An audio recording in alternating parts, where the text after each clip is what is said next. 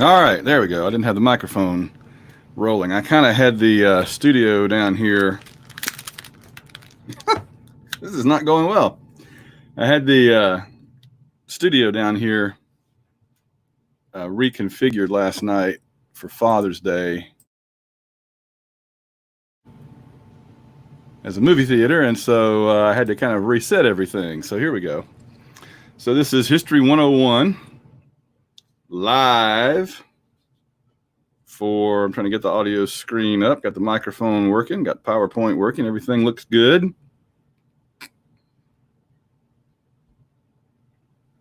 All right, so we are live for History 101, 9 o'clock Monday morning.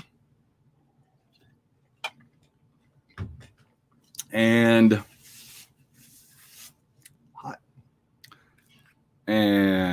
let me see. I figured out what I was doing. I think what I was doing wrong last time with the PowerPoint was it was just a different type of PowerPoint file. It didn't work the same way, and so it wasn't letting me bring it up at the same time on the split screen the way it normally does. But that was just that first one. So the ones now should be working fine. All right, so I think we've got a couple of new folks that joined the class this week. So if you're new or if you're not quite sure what we're doing, the syllabus is your best friend other than me, hopefully, right? Go on Blackboard, look at your syllabus, and it lays out what is expected and what we will be doing every week, what is covered every week, what in your textbook goes along with it every week, when we will be having tests and quizzes and stuff, and when your papers are due. I had a little, I guess, some kind of problem with where the times were kind of wonky on YouTube versus on the syllabus or whatever last week, but I think that's all ironed out now. So again, 9 o'clock is World History 101. 10 o'clock is U.S. History 181. And 11 o'clock today is Religion 286. So make sure you're in the right place. You can watch the wrong video. That's fine, but it's not going to help you, with what we'll be covering. So first thing I want to do is just do a standard check of our syllabus just to see kind of where we are. I think like every week we need to look in at it and just see where we are. So I'm going to flip over to that. In fact, I'll go ahead and make it the main thing here. In fact, I'm going to make it the only thing. Okay. And because YouTube is, you lose a little resolution compared to what I see, I'm going to zoom in a bit so it'll be bigger. Now you ought to be able to read that, hopefully. Even on YouTube, you should be able to read that. And as always, you got all your information on there.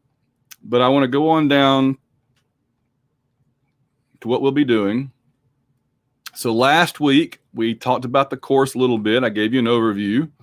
And we looked at 00, which I said will not be on the exam. It was just a quick little overview about the dinosaurs and stuff that I thought was worthwhile and interesting. I didn't get a chance to talk about the naked farmers. I kind of had the problem with the technology there, and it kind of ate up that time.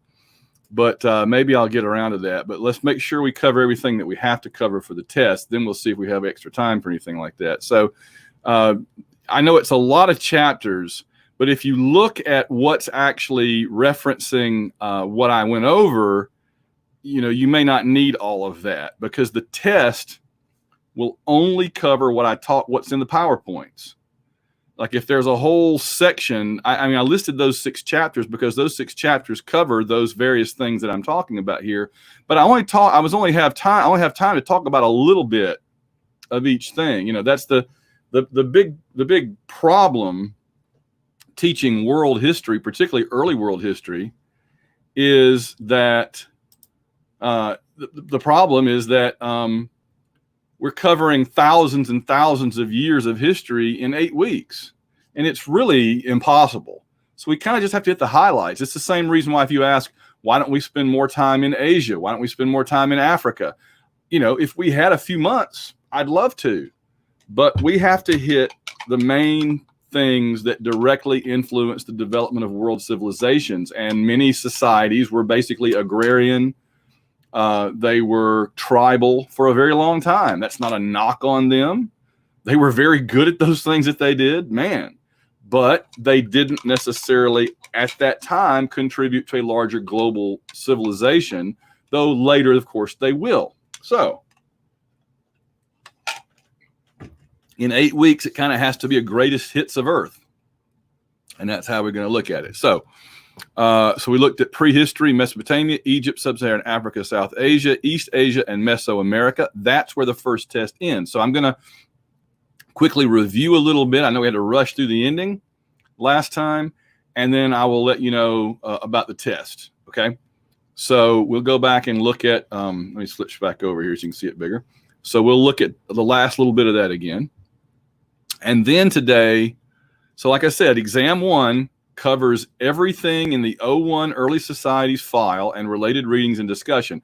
But it covers what's in the PowerPoint file. If it's only in the book and I don't talk about it in PowerPoint, it's not on the test. The test will go up this week. So in fact, I will probably make it available after class today. It will be available for at least a week.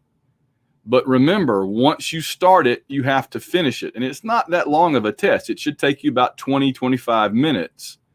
But I'm trying to give you lots of days so that you can choose the day and time that works best for you.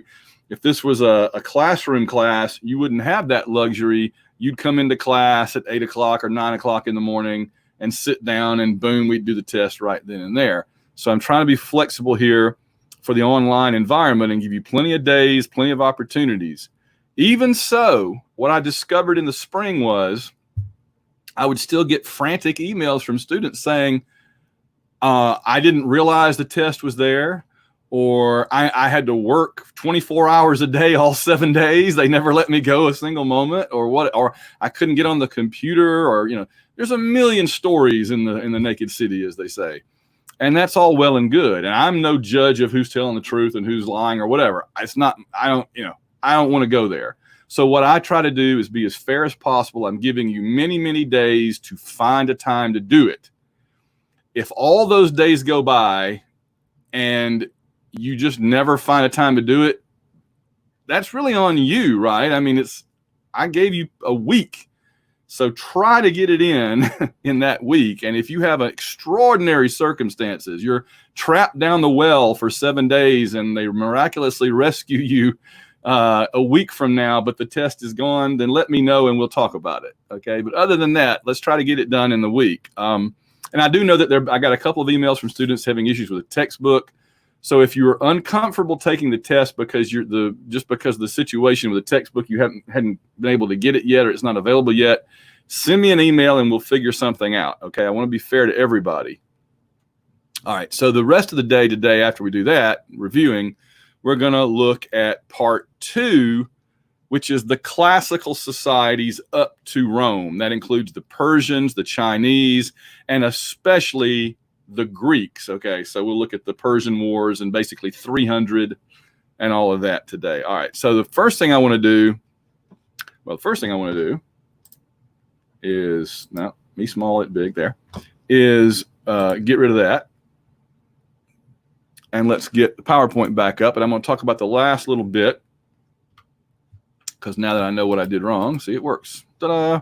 So let me go to the kind of toward the end here. I didn't really get a chance to talk about Mesoamericans as much as I wanted.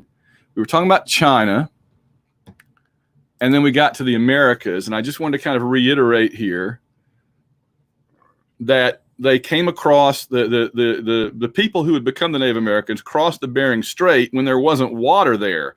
See, what happens is, it was an ice age, which means that the climate was colder than it is now.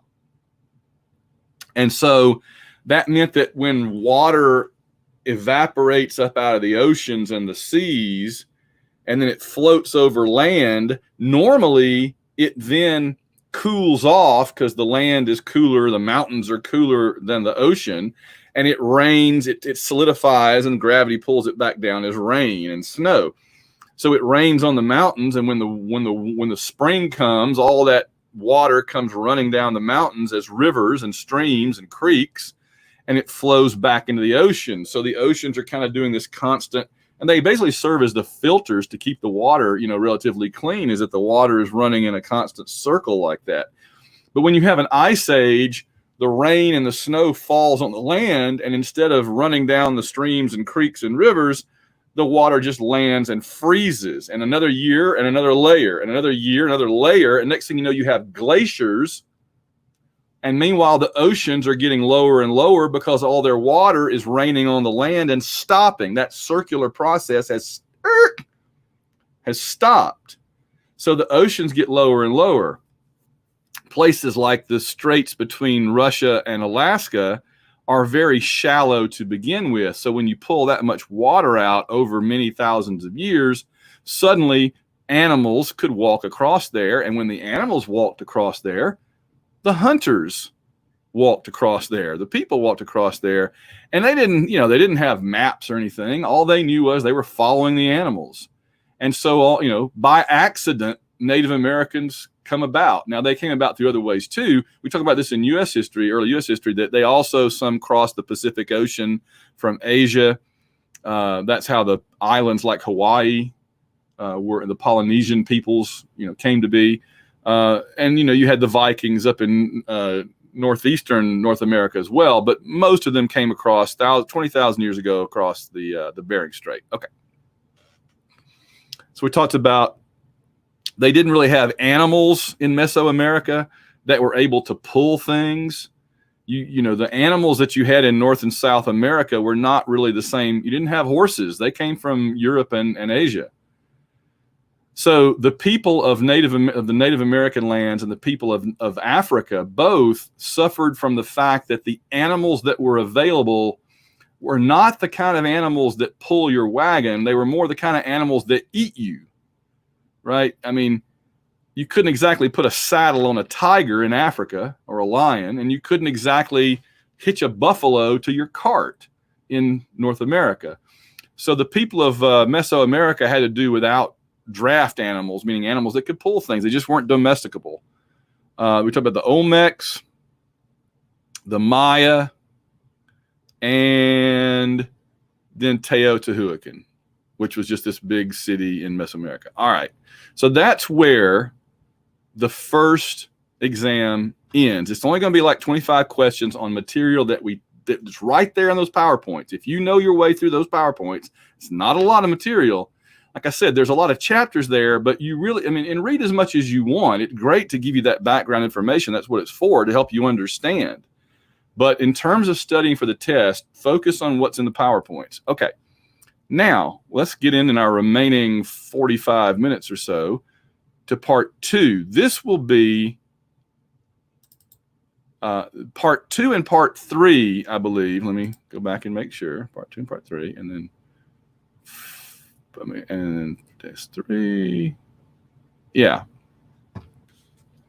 So I believe that the second exam, which is in 2 or 3 weeks, that exam, which is bigger, starts here and will cover classical societies and then the Roman Republic. So 02 and 03 are the beginnings names of the files. Okay.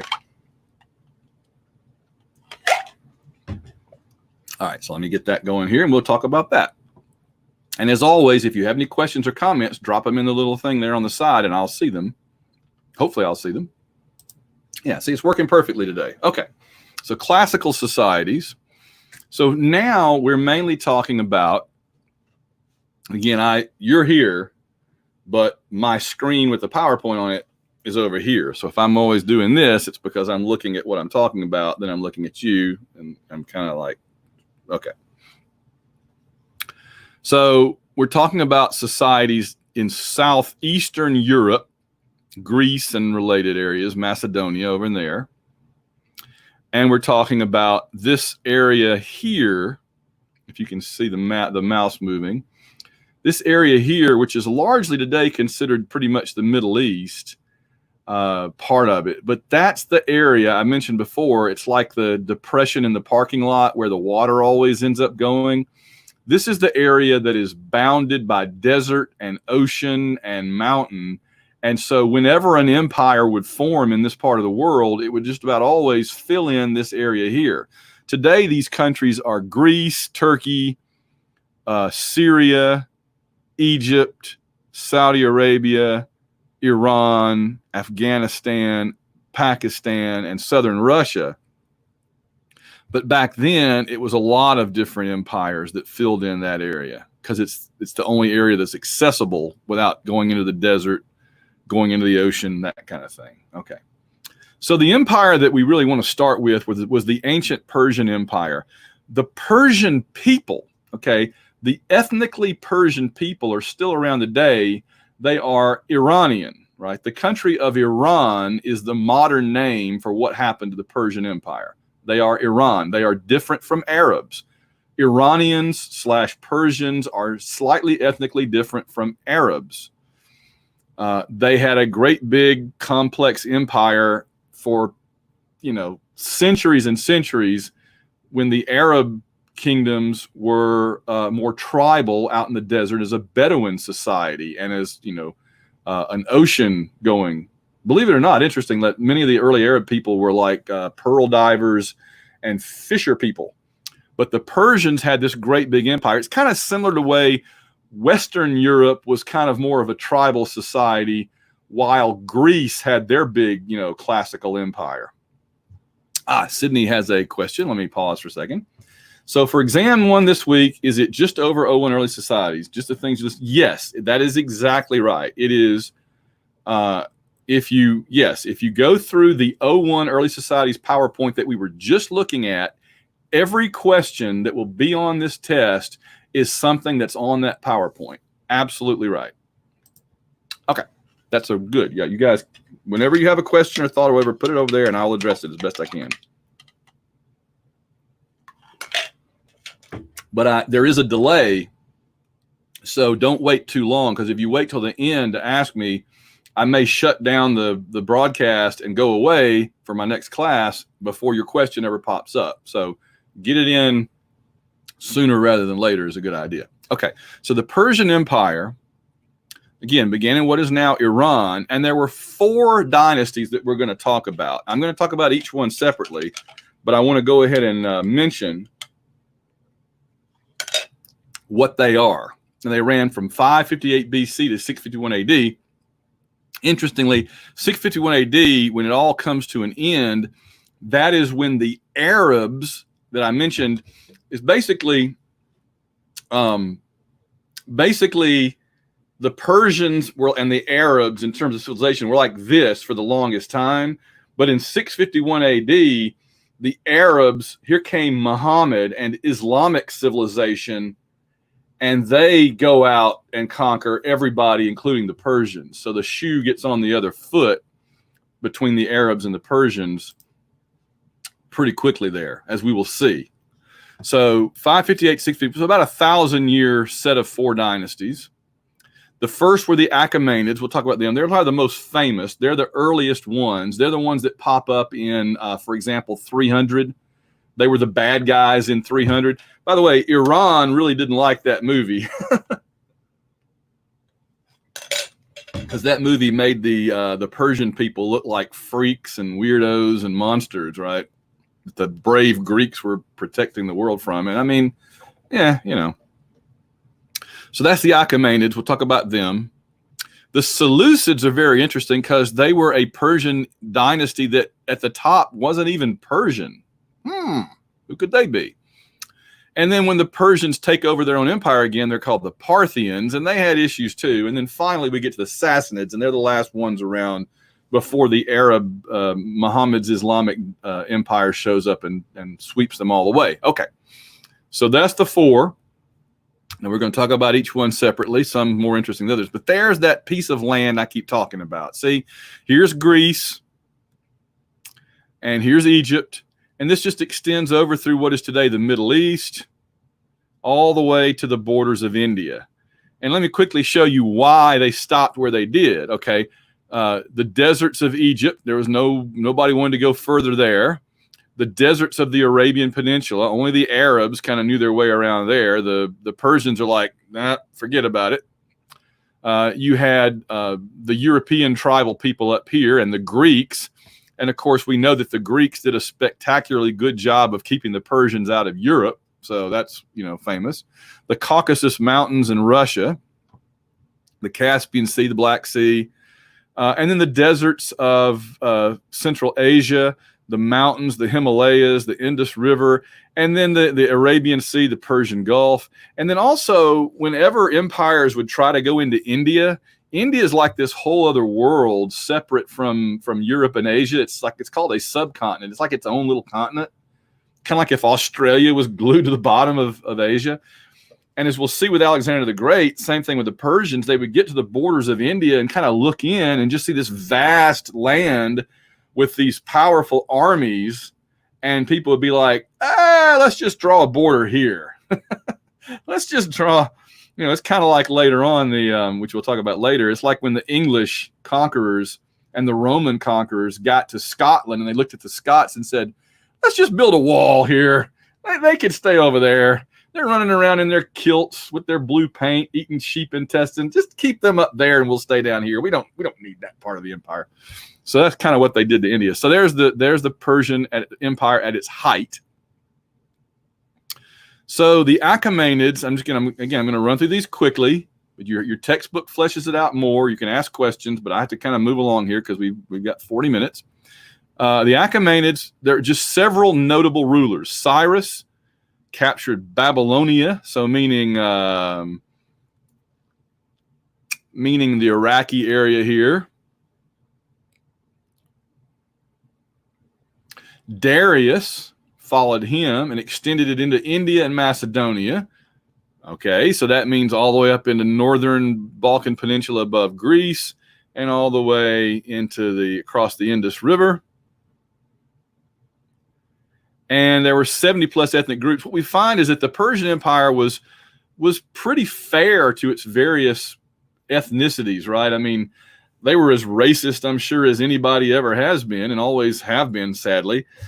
But they tended to treat different nationalities and ethnicities fairly well, believe it or not. Persepolis was their capital at the time. There's a model of it. And they were tolerant of different peoples. So for a while, this was an empire. One thing that I've noticed studying different eras of world history is when there's a big empire and it's tolerant, right? When you have a big empire, the Ottoman Turks were the same way later. When you have a big empire that's tolerant of people, it doesn't tell them what religion to be. It doesn't force them to be something, right? It doesn't force them to pay ridiculously high taxes. It doesn't force them to give up their religion and adopt the empire's religion. When an empire kind of lets you be yourself, it tends to be very popular, and surrounding areas actually want to join because they feel safer as part of a big empire. They'll be protected by the empire's big army, and they can keep their religion, not have to pay huge taxes and all that. But what inevitably seems to happen is an empire would be ruled by hereditary rule. And while the great granddad was a wise ruler who said, let the people have low taxes, let them keep their religion and their way of life, they'll be happy to be part of my empire and we will grow and grow. You get the great grandson who's an idiot who just wants more money, more money, more money. And so what does he do? He raises the taxes on all those places. Same thing the British did to America, right? He raises the taxes on those places, so more for him. And he might say, you know what? My religion is the only true religion. I'm going to force everybody inside my borders to be my religion, no matter how weird it is. Well, you know what happens then is that people rebel and you get civil wars and the empire falls apart. So the great empires of history are the tolerant ones usually. And the intolerant, greedy empires are the ones that get swept away. Just about inevitably, it happens that way. It always seems to work that way. So the Persians started out on the good side of the force here.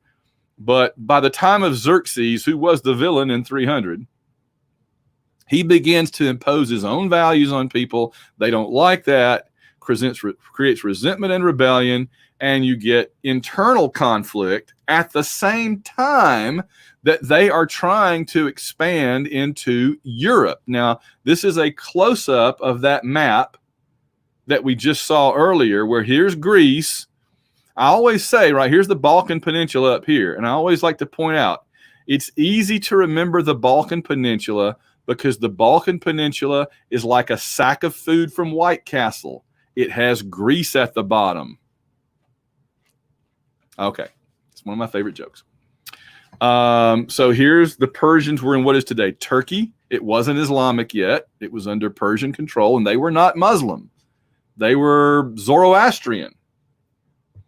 So the Persians were attacking Greece, and we're going to get some of those famous battles and famous commanders and all that. That's called the Persian Wars, 500 to 479 BC. Greek provinces rebel against Persia, meaning even the places that the Persians had already conquered started fighting against the Persians. And then the big-time Greeks, right, the Athenians and the Spartans, they're going to get fired up and start fighting the Persians as well. So we're going to look at the Greeks a little bit here, and then we're going to come back to them a bit later. So the peninsular Greek city-states, Athens, Sparta, those guys, Corinth, they began to help. Darius had a large and powerful army that was encroaching on them. The Greeks found out. Remember, the one guy ran 26 miles to warn the Greeks that the Persians were coming. He's kind of like the Paul Revere of ancient Greece. The Persians are coming. The Persians are coming. And he inadvertently ran a marathon on account of that's where he was coming from, was the field of Marathon. It's like if we had a race today and called it the Old North Church race, you know. So the Greek armies go out, and here's the thing the Greeks were really good at that we see over and over. The Persians had great armies, great commanders, lots of good equipment, weapons, and everything. The problem that the Persians had usually was they were overconfident. They knew that they were so good that they wouldn't put a lot of thought into the battlefields. Whereas the Greeks knew the land, right? They took that home field advantage very seriously. So the Persians would just come frontal assaulting their way, bludgeoning in, and the Greeks would let them come right into a trap with water on one side, mountains on the other. The Greeks would smack them in between and just drive them into the sea. If you watch 300, again, I'm going to keep referencing that because it's a fairly recent movie that shows the Greeks fighting the Persians. It's very cartoonized, very stylized. It's very entertaining. But what you see in that movie is that just 300 Greeks used that landscape. They used that terrain to funnel this giant Persian army to the point that it was at a bottleneck, and the Greeks never had to fight more than about 300 Persians at a time.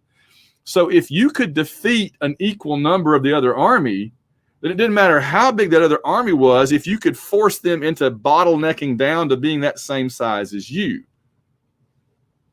It's kind of like the Persians were a gigantic, block of cheese, but you were the Cuisinart, the food processor, just grinding them down one inch at a time. See, so that's what they did. They caught the Persians at Marathon.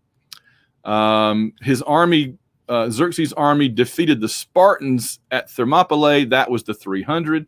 But again, the Spartans only brought 300.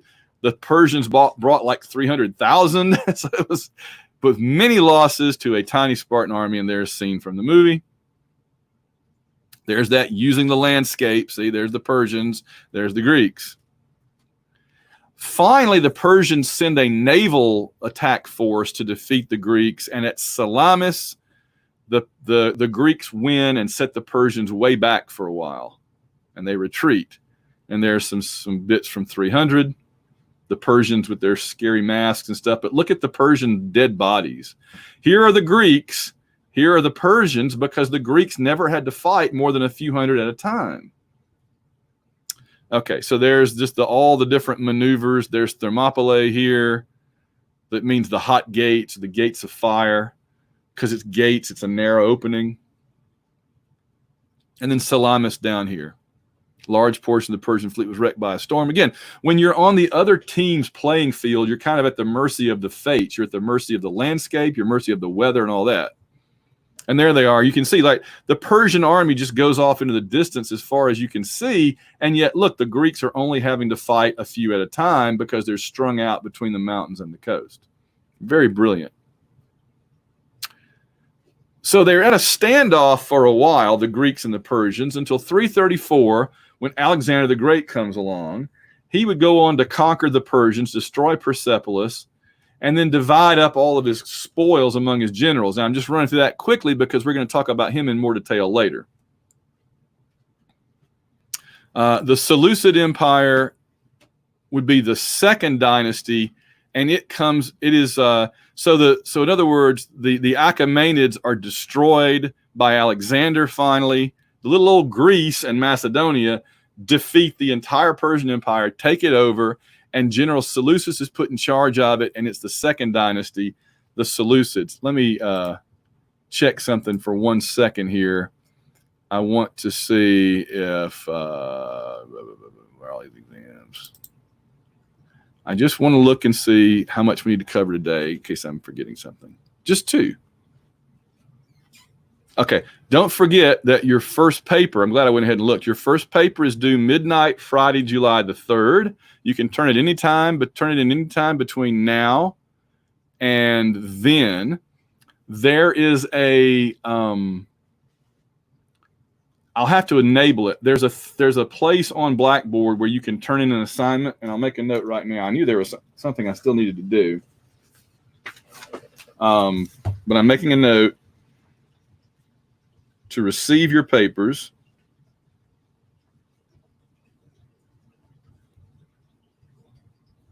Okay, but keep that in mind. I'll make an announcement about that on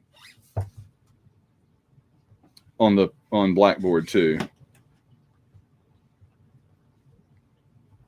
about the paper. Okay. All right. So we're just going to do part 2 today in our remaining 28 minutes, but bear in mind that that after class today, your exam, which would be part 1, will be up, and it'll run through this week. And your paper is due by July the 3rd, midnight Friday. And next time we will look at part 3 about the beginnings of Rome. All right, I just want to make sure we're all on the same page, including me. It's important I be on the same page too, obviously. Okay, let me get back to where we were, and we'll finish this one up. So, okay, the Greeks under Seleucus would rule all the way to 83 BC. That's the second dynasty. Then the Parthians, which were a tribal Persian people, and the Romans also overran it, and it fell. And we get the third dynasty, the Parthian Empire. And they're notable for their cavalry skills. They had big, heavy war horses covered in armor. They like to shoot backwards off their horses. And you can see they had most of what is considered that Persian territory. They didn't have this part over here, but they had this part. Iran today is sort of the parallelogram in between the Caspian Sea and the Persian Gulf. So that's Iran today there. And they had all that area around it. They restored Persian traditions. Oh, question from someone. What platform are we taking the test? It'll be, what'll happen is you'll go into Blackboard. It'll say there's a link to the test. And I set it up inside Blackboard. It's not a separate thing. It'll just take you into a multiple choice environment inside Blackboard where you click on the ones that you click on your choices and then you submit it. So it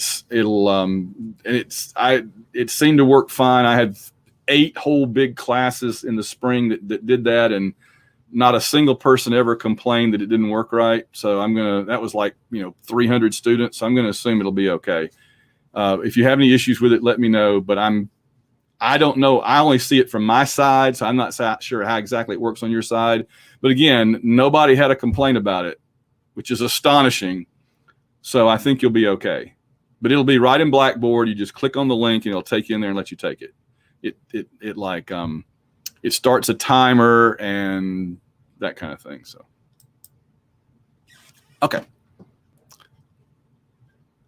Yeah, so they had heavy cavalry, and they had a new capital called Ctesiphon. The C was silent, it was Ctesiphon. They had internal rebellions that brought them down, and we get the final of the 4 Persian empires, the Sassanids. They tried to recreate that original first dynasty splendor, try to bring back the great days of old, and you can see they really did expand out pretty dang dramatically across the Middle East and into Africa, into Europe a little bit, into Asia. Quite a large empire. This is the ruler was the Shah, or the Shahram Shah, the King of Kings. This was the time of the 1001 Nights of Scheherazade.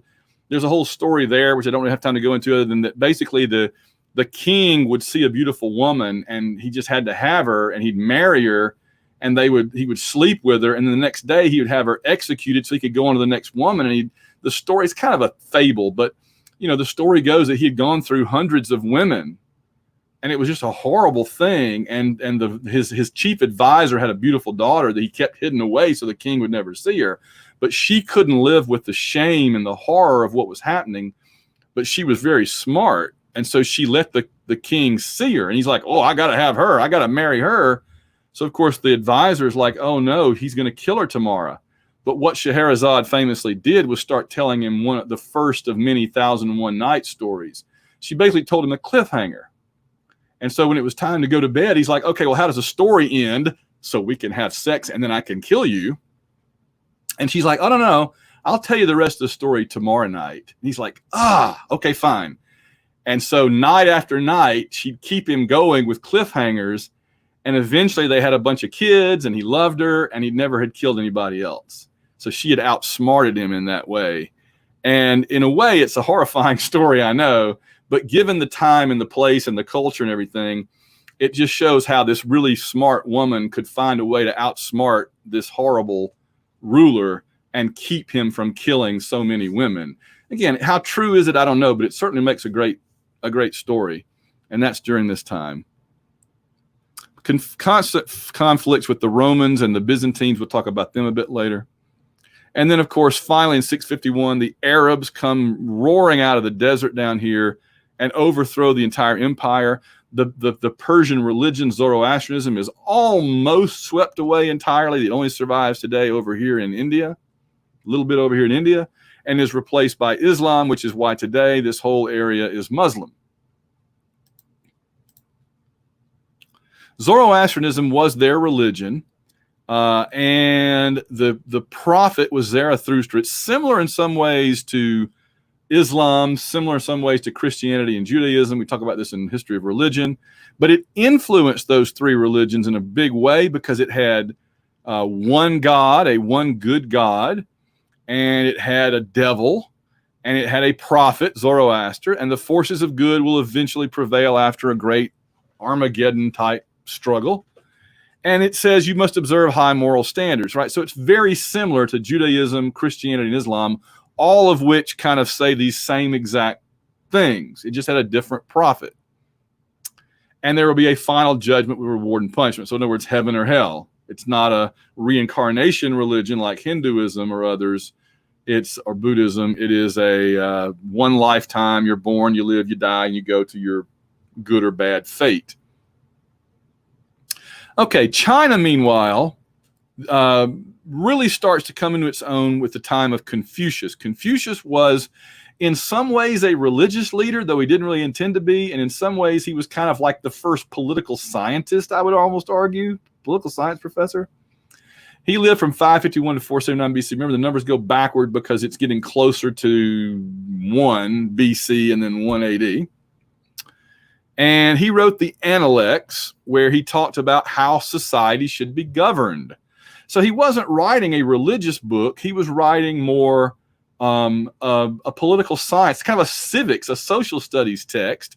But it ends up becoming the basis of Chinese civilization and society in the same way that, like, in some ways, the Bible becomes the Western European and American foundation, in some ways of society. So whether you're a Christian or not, you live in a Judeo-Christian influenced society. We all do here. And it's the same thing in China. Whether you're a Confucian or not, you live in a Confucian foundation society. So he kind of set up the I always describe it in history of religion as like an operating system, right? The Judeo-Christian and Islamic ethic is what runs societies from the Islamic part of the world over to the Americas, including Europe and Asia and part of it and all that. But in Asia, you have a different operation. It's like Windows versus iOS, right? And in Asia, it's especially in China, it is the Confucian operating system that kind of runs their society, tells people how to behave, what to do, how to act. He also understood the government needed well-educated and conscientious individuals. So he set up this great Chinese bureaucracy that's still around today with high ethical standards, kindness and benevolence, propriety, doing what is right and having courtesy to people, and respect for the family and elder, which is a big thing in Chinese culture. So basically, when we think of the hallmarks of Chinese culture and society, a lot of it goes back to Confucius, who laid down and taught how people should behave. And he talked about Li, which is really just kind of like doing things in the appropriate, proper way. If you preserve Li, you're doing things in the proper way, and everything should go well. The Qing dynasty, that's hard to pronounce for me, they weakened and ignored the nobility, kind of similar to what Rome would be doing later, and had a central bureaucratic rule. China began to become a single state under them. They had a powerful army. They began to build the Great Wall up here to separate them from the Mongols, mainly. They standardized Chinese writing. This is interesting because even today, you go to different parts of China, people can't understand each other in spoken language. The languages, the dialects are completely different, but they all read the same written language. It just sounds completely different depending on where you are. So standardizing that Chinese script. The Qing dynasty was destroyed by rebellion in 207 BC, but it established the way that China was going to go in the future, including there's these great armies. The emperor buried these terracotta soldiers. There's the Great Wall. There's where they're currently digging up all these terracotta soldiers that were sculpted to be the armies of the dead emperor. The Han dynasty is like the most famous. It was the longest, the most influential, founded by Liu Bang. Consolidated imperial rule. They had a university. It had rapid growth and prosperity until Wang Mang, which sounds like an 80s pop group, came along. And he overthrew the rulers, took over, and he attempted what we would today call kind of socialist reforms, trying to like help the peasants more at the expense of the wealthy and the aristocratic. And there were revolts by both, and he is overthrown. It was an interesting time. And then we get a second Han dynasty where factions begin to develop, constant rebellion and attacks. And by 220 AD, it has been swept away. So the history of China is really a history of roughly 200-year dynasties, one after the other. When they're young and hungry, they're on the rise. They kind of peak, and then they become corrupt often, and the next hungry group comes along and overthrows them and takes over. As they fall, the next one rises, and it's just constantly like that.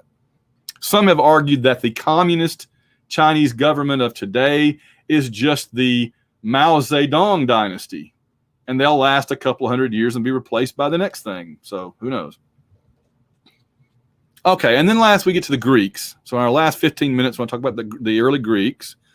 It really goes back to Crete, a little island below Greece. That was the center of Mediterranean commerce when the Mediterranean was a big, hotbed of trade. Minoan society, because of King Minos on Crete.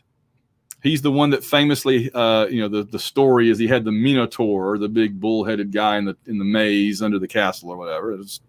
The Greeks have all kind of fanciful stories about this stuff and the gods. But it was influenced by Phoenicia. We'll talk about them if we hadn't already. I mean, we already did, right? Yeah, they were the ones that traveled all around the Mediterranean in their ships, came out of Lebanon originally, later become Carthage, that the Romans will get in fights with, and by Egypt, which was a very thriving culture there around the Nile during that time. The Indo-Europeans come down and get mixed in with them. We talked about them. Remember this, it's not one people. The Indo-Europeans are just people from central, kind of Western Asia, Eastern Europe, that went out and spread everywhere. And the only thing they really had in common was they liked horses. They were good with horses. And they spoke some kind of early language that was related to each other. So that most, not all, but most of the European languages today, and Indian languages and others in that area, kind of go back to a common root language. They went down into the Greek peninsula, just like the Aryan branch of them would go down into India and be the Aryans of India. They went into the Greek peninsula by 2200 BC. They absorbed Minoan learning, writing, large-scale construction, and we get what we call Mycenaean society. This is the Greece at the time of the Trojan Wars. It replaces the old Minoan society by 1100 BC. And you get the Trojan Wars, where the Mycenaean Greeks, under particularly Agamemnon, were trying to conquer all of the Greek civilization areas of the Mediterranean. And one big, powerful city-state that they did not control was Troy, or Ilium.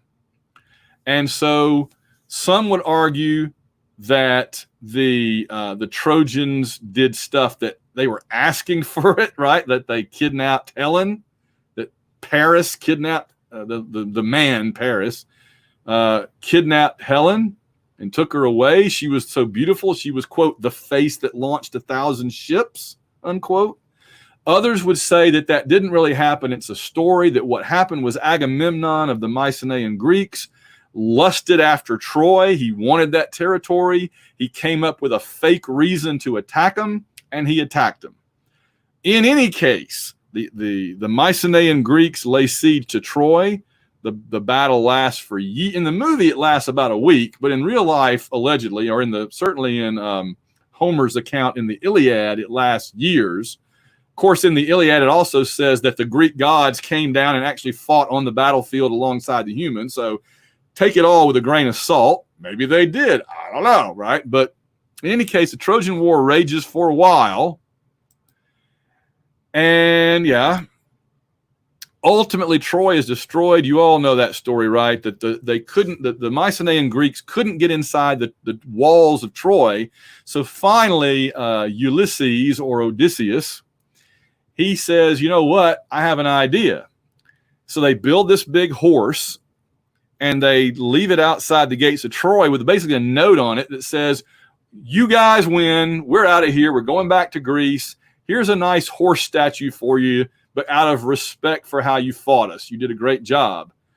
And so the Trojans are like, oh, a Trojan horse. How could that possibly be a bad thing? Let's bring it inside our walls and then leave it for the night.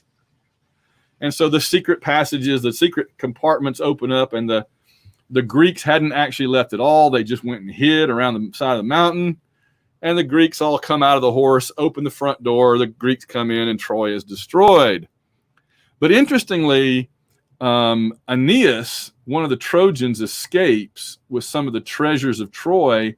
And the story goes that he goes and helps to found Rome, so that the second part of the Trojan War story that you never see is that when Rome later conquers Greece, that's Troy's revenge. See, Troy died, but a seed of it went and grew into Rome, which comes back and smacks down Greece. So the revenge, it's Troy 2, the revenge. Okay, so there's the Iliad and the Odyssey. The Odyssey is just the Greeks trying to go home again after this. So Greece is in turmoil. This is the time of the polis, which just means the city-state, the Greek city-states. They were powerful because they didn't have a giant Greek government. They just kind of ran themselves. They arose independently. Each one had a different personality, right? Athens was a society of learned scholars, allegedly. Sparta was a society of soldiers, varying political forms. There's Sparta. It was the military city-state with a very austere lifestyle. One of the ways you're able to have a military lifestyle is having somebody else growing the food. So they had basically slaves called helots that grew their food while they got to learn how to use spears and swords. So not quite slaves, but not quite not.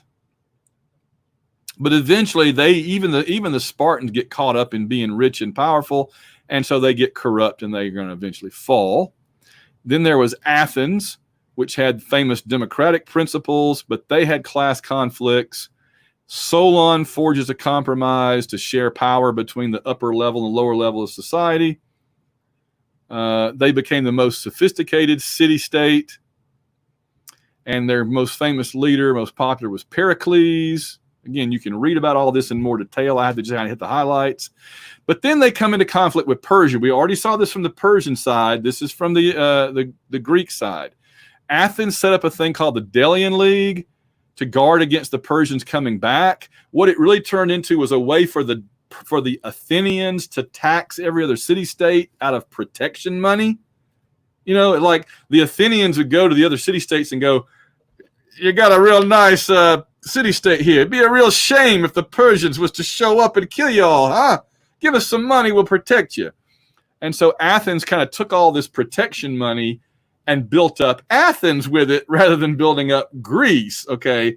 And so pretty soon the other city-states are like, dude, you're spending all of our protection defense money.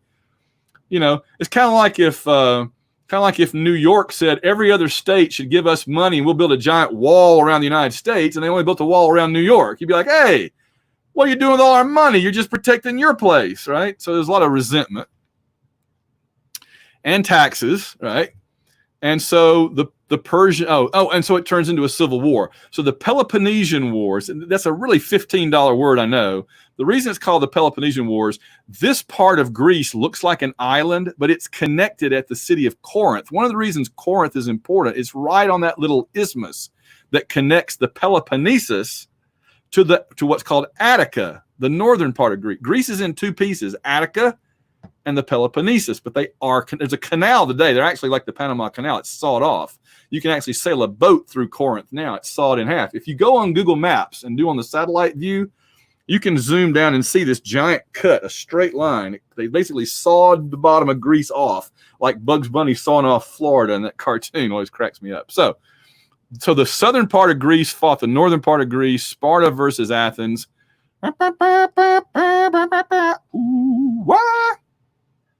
Sparta wins because Sparta, but then they're jealous. There's more conflicts. The city-states are actually the ultimate losers. They fought each other, and the Persians are just sitting back going, yes, kill each other, yes, right?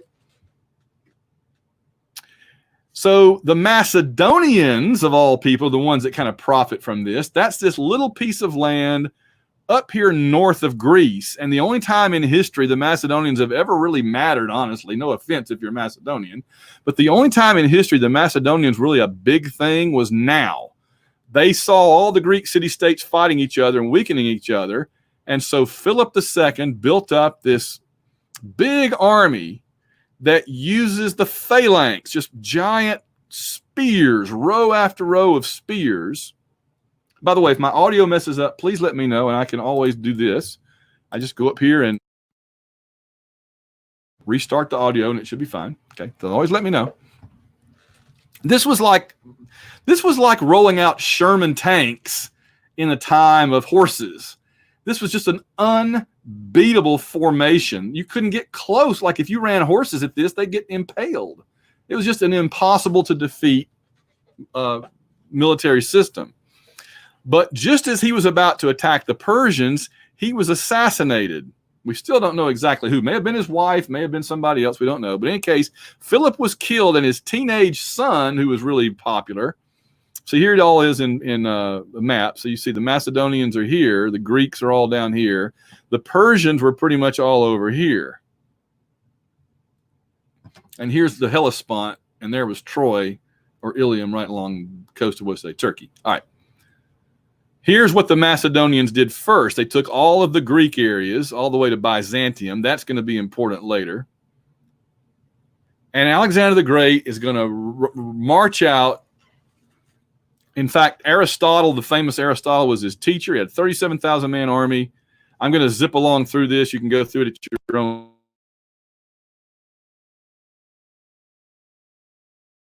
leisure. Sorry, my computer locks up sometimes. That may be when it messes up the audio. So it does weird things sometimes. He conquers the Greeks in Anatolia. He goes into these other places, including, he named every city that he formed along the way: Alexander, Alexandria, Alexander City. He was just big on naming everything after himself. He invades Persia itself, defeats the Achaemenids. Remember, this is when they set up the Seleucid. He was declared the emperor of Persia. He just, look at this trek he goes on. His army marches all over the known world at that time. Just amazing. They actually went into India. They went about 20 miles into India and went, forget this, let's go back out.